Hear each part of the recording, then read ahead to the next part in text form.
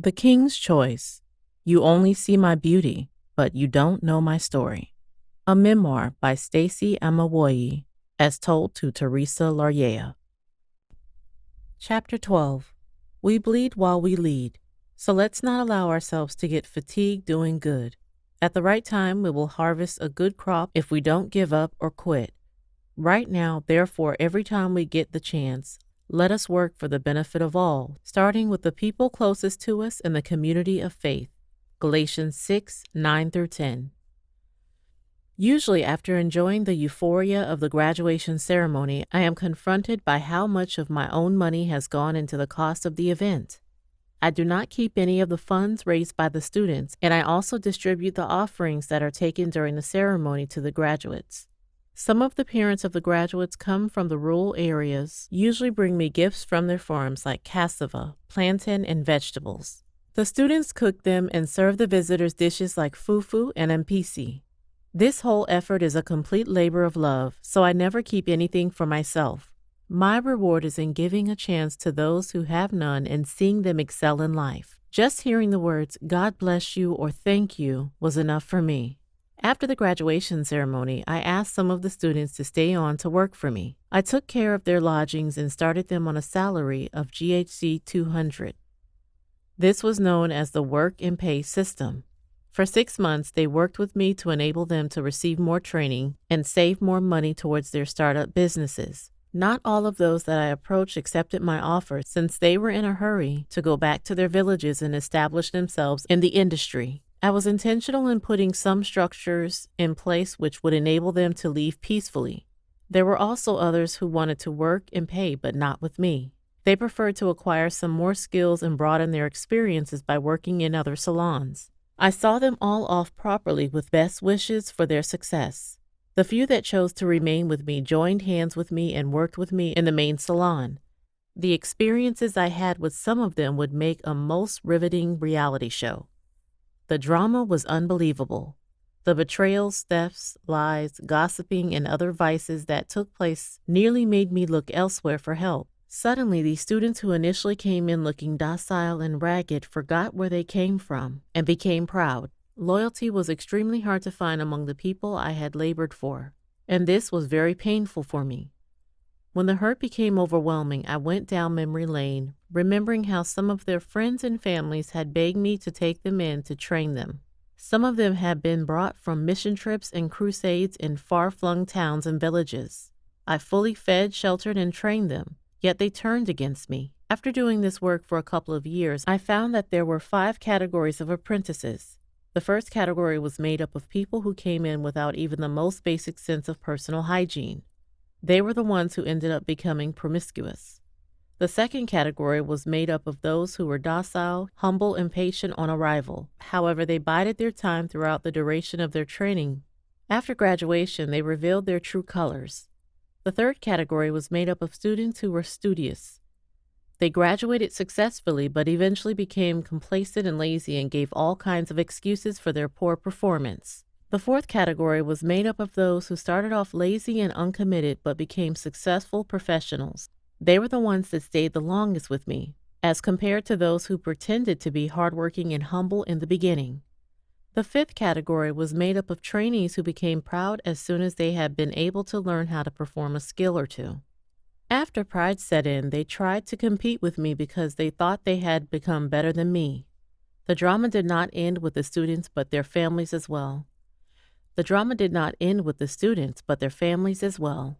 When their wards were first admitted, the families were very submissive and attentive to what I had to say and fulfilled all the requirements I asked of them. After some time, however, their behavior changed. As soon as they realized their wards could stand on their own 2 feet, they convinced them to move back home to start working even before their graduation. Most of them succeeded in pulling their wards out prematurely, thinking that they were outsmarting me. They went away without graduating, with the confidence that they could establish themselves with the little that they had learned.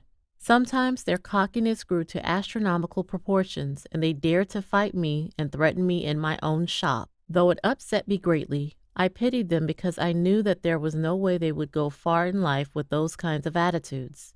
In some instances, some of these trainees who had left prematurely in pride flopped and came back to apologize for what they had done. Some never came back to apologize out of shame, even though they knew what they had done was wrong. Apart from dealing with the issues with my trainees and their families, I had to also deal with the drama that surrounded my family. Operating a business in a family home is one of the most difficult things anyone can do. They thought that I had forsaken them in favor of strangers, the trainees. Some of my relatives did all they could to shut my school down, and when they could not succeed, they turned some of my students against me. For some reason, my relatives had this strange idea that I had told my students that they were evil, so they incited their children against me. One day, some of my relatives stormed the salon and destroyed a lot of my property. Some of my students tried to win the favor of my family members, so went to them and gossiped about me and told them everything that went on in my business. They lied about me and divulged sensitive information that I had trusted them with. Some of my relatives in turn came and told me what my students had told them.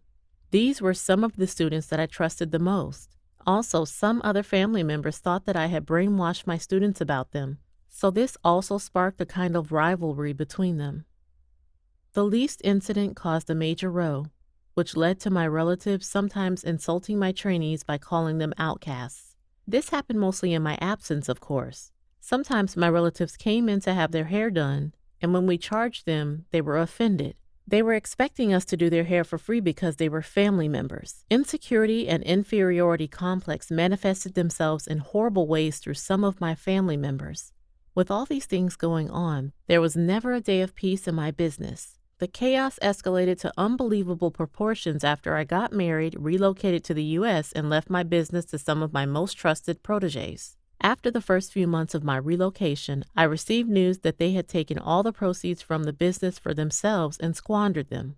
They broke our contract, which stated that they could use a certain percentage of the proceeds for their personal expenses and leave the remainder for me. Apparently, they were influenced by their families and friends and were told I was taking them for granted, and they deserved to establish something on their own. I was heartbroken, and my heart bled at their betrayal. Indeed, the love of money can make people behave atrociously. My business had become a live soap opera. The plots were so complex that if they had been turned into a reality show, it would have won awards. One day, an elderly tenant in our compound managed to convince one of my girls to move from the hostel into her apartment so that she could carry on an affair with the woman's son. Eventually, the girl got pregnant and had the audacity to be rude to me when I confronted her. This is a girl that I brought all the way from Kumasi, Accra. She was so destitute she could not even afford her transportation to the school. I paid for her to come to Accra and taught her everything she knew until she became a very capable hairdresser. After graduation, I hired her as a work and pay employee. Sadly, she became one of my greatest disappointments. She left my business and got employed in another salon, then stole their clients. Afterwards, she found a spot in my family compound and set up her own salon, and managed to steal many of my clients as well. She competed with me like I was one of her classmates, and this caused a huge rift between us. But by God's grace, I managed to hold my peace. Once she had given birth to her baby, her boyfriend left her for another woman who he ended up marrying. He told her that she was illiterate, and so he traded her in for a college graduate. She was so broken that she regretted her actions and came to plead with me for forgiveness. I told her that I had nothing to say to her. And so with that, she packed her bags and went back to her village in Kumasi. Your rejection is the foundation for your election. Richard Branson. My leaders who I had entrusted the work to ran it into the ground. I had to make a trip back to Ghana to straighten out all the mess that they had made in my absence. These were people that I had not only sown into financially, but spiritually as well. I took them to Achimoto Forest on a weekly basis where I taught them how to pray. I taught them the Word of God and tried to replicate the kind of mentoring that Pastor Joe had given me. I honestly did not expect anything from them in return. I knew in my heart that with the kind of charity work I was doing, I would go through some heartbreaking experiences, but nothing prepared me for the level of ingratitude, betrayal, and disloyalty that I saw. So when I returned to Ghana, I had my work cut out for me. I had just admitted a new batch of trainees to the school, but my leaders were in such a hurry to leave and set up their salons that they were not willing to stay behind to even see the new entrants through. There was nothing I could do than to release them and send them off. I did my best not to fault them, but it hurt. Among the bunch of bad nuts, there was, thankfully, one good one. She stayed behind and took care of the salon as well as the new entrants. But she ended up falling in love and wanted to get married. She began to pressure me. How could I keep her against her will? So, though it was a great loss to me, I had to let her go. She left after the last batch of trainees had graduated, and with that, the drama of the generation came to a close. If this batch of trainees had not managed to kill me, the next batch not only killed me but put nails in my coffin as well. Not only did they squander all the proceeds from the business, but they also sold the things in the salon. They made sure that everything I had toiled for throughout the years came to nothing.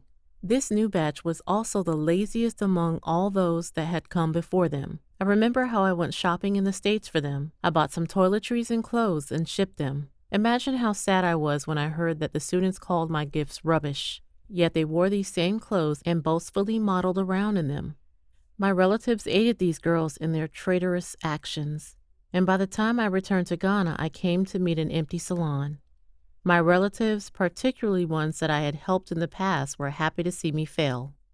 They did not even try to hide their satisfaction when they saw that I had failed once again. Also, my brother, who I asked to oversee everything in my absence, also helped to